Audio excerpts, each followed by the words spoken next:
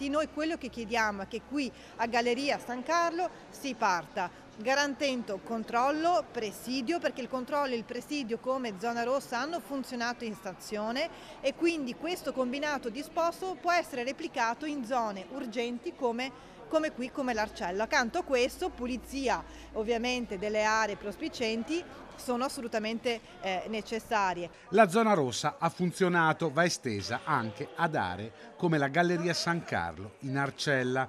Questa la denuncia della consigliera leghista Eleonora Mosco, che insieme ad un gruppo di residenti della zona denuncia come l'area commerciale sia lasciata al degrado. Qui, proprio in questa zona, è pieno anche di persone senza fissa dimora. E allora la sicurezza sociale del comune dov'è? Evidentemente ha fallito in questo ambito.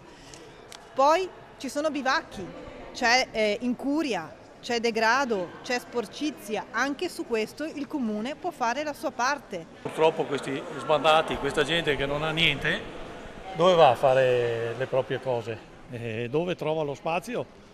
Poi ci sono vari giacigli, immondizie dappertutto. Con il calare delle tenebre arrivano gli spacciatori di droga, un commercio redditizio. Nel giro di 2 ore 80 dosi di droga hanno venduto. Allora uno era nascosto da una parte, uno incappucciato da un'altra, tenevano sotto controllo la situazione.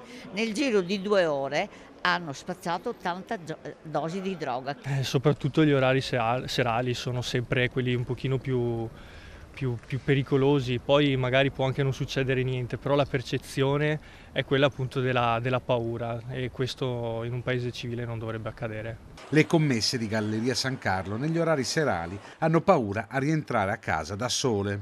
Hanno paura, io devo intervenire, devo venire qua apposta. I residenti si appellano al comune di Padova perché non venga eliminato anche il nonno vigile dal parco rionale. C'è proprio la necessità di vedere qualcuno che allontani da questa situazione veramente invivibile.